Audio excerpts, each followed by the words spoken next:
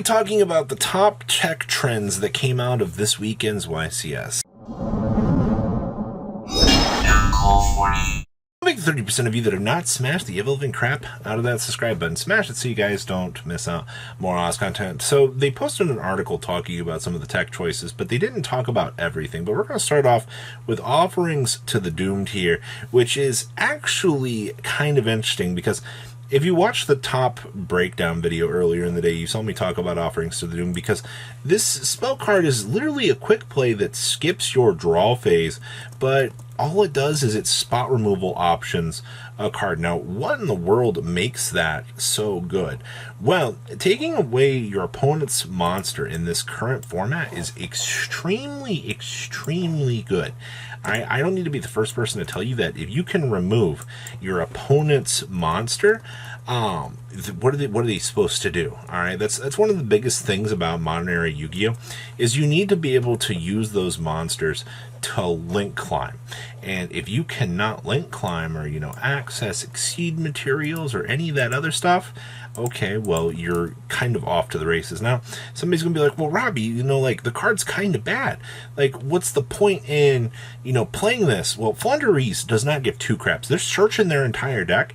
They'll be able to access all of their assets, no problem. All right, that's one of the things that makes the deck incredibly unique to the game.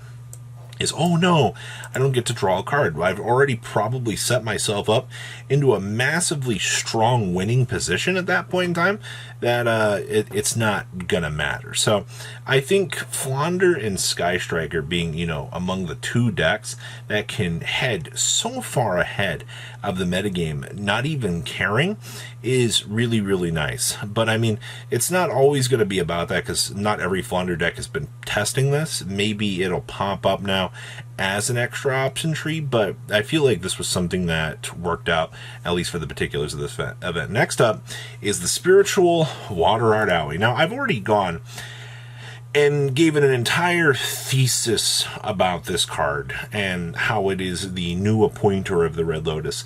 Appointer of the Red Lotus got banned because ripping cards away from your opponent is viewed as a terribly strong thing. All right, I don't need to tell you that, but Owie requires a little bit more situational instead of just going yeehaw, I flip up my trap card. You have to have a water monster and able to access this. Now, among what I can think of in the current format that can access this, it is Rika Sun Avalon and Sky Striker. I think Flounder can actually play this too. I think they have a water one or something like that. I don't pay attention to my attributes for the birds, but the fact that Sun Avalon can play this card and go, hey, that's a pretty nice hand that you have there.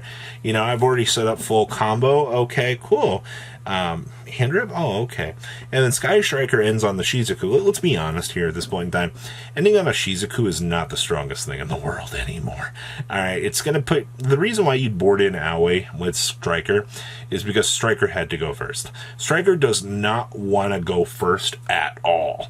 All right, and that's one of the worst things that you can do right now with Striker is slamming that go first button because it turns off your talents, turns off your thrust.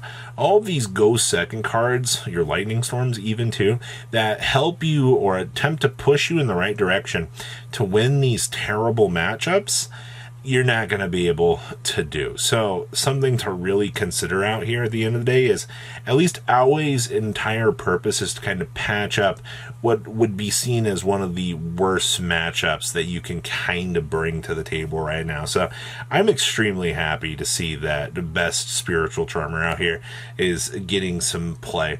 Next up is Book of Moon. Now, before you're like, Robbie, why is this a tech choice? Book of Moon has, well, actually, Book of Moon and Book of Eclipse have both been seeing a major uptick in play, and it's because Arise Heart is a problem. Don't you love the fact that when Yu-Gi-Oh! Has one boss monster running around in the entire format out here, that players decide to go, well, we have to build our deck around that. That's why you've seen a huge uptick in Book of Moons across the entire format here, is because guess what? it actually outs a rise card. Well, how does it do that? You set the thing face down. Congratulations. The walking, talking macro is gone. Oh boy, what do I have to do now? Out a Fenrir or a unicorn looking at my extra deck? Yeah, those can be a little bit annoyances too. Obviously, you can book a Moon, a Fenrir, or, clean up an Arise Heart on the side as well. You have a multitude of options for the card. Like, that's why it's on a quick play spell card, because it gives you offensive capabilities and defensive capabilities. Oh, and of course, it is one of the best defensive options right now as well. Who doesn't love the fact that you can watch your opponent squirm and like, oh my gosh, you're on a big Dragon Link board and you have Book of Moon set, and your opponent's going through all of this trying to set up to a point that they can do something, and then you Book of Moon their monster. It's literally the exact same thing as the offerings to the Doomed. Anything that can spot removal an immediate threat is absolutely amazing. And taking it away as a resource for link climbing, synchro summoning, exceed summoning, the resource to be able to climb the game puts this card really, really strong right now in the metagame. And as long as Arise Heart and, these other threatening cards do remain relevant, Next up is the destructive DaRuMa Canon. Now, this has been very interesting to see how much this has actually risen in the format.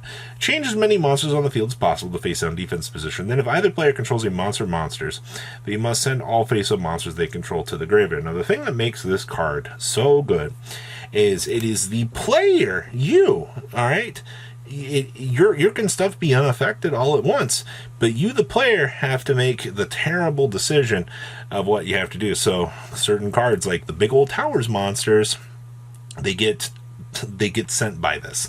It's the evenly matched ruling per se. So it's the player that's engaging with the interactions. Now, this is kind of turned into like the temporary kaiju option tree out here, because not only do you get like a massive Book of Moon here, if your opponent's on the Adignister Blink 6, something else that's unaffected by current card effects, X purely normal, congratulations, and it's gone.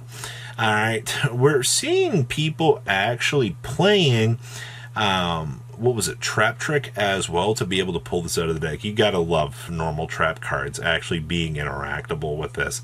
Is this going to continue to be something that we'll see play? Yes. I did not see, now keep in mind that we didn't get the chance to see everything out of the YCS, but I haven't seen this card show up as a 3 of. I think at max it's been a 2 of, with Trap Trick actually showing up as another option to be able to set the card. Once again, when you have a card as good as this, your whole main purpose is to access it and be able to do your thing with it. So, card is a massive blowout, and it's a spot removal option to be able to handle any of these big, pesky, unaffected boss monsters. Good stuff to Konami for actually making this.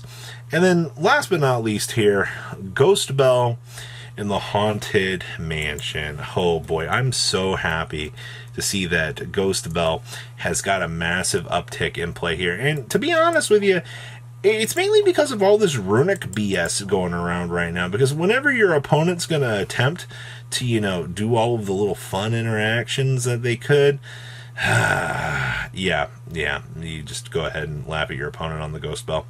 Also, to be honest with you, like, of all of the Ghost Sisters, obviously, like, Kurikara's still stuck around for majority of this format, too, and Ash has remained dominant, but Bell has kind of found themselves in the format as what I would say kind of a little bit more of a mainstay. The more that Runic has kind of stuck around, it has been like the main counter, because watching Fountain attempt to start the infinite draw cycle has been an issue, and I think we'll continue to see Ghost Bell be a relevant card for quite some time, but this card obviously has to exist to clean up a majority of the issues that kind of cycle around. It's the reason why like hand traps are good right now.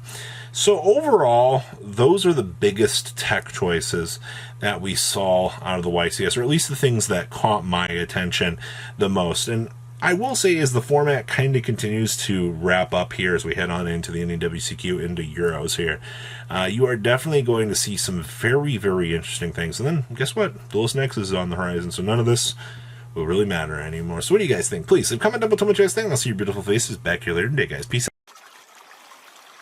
Patrons, thank you.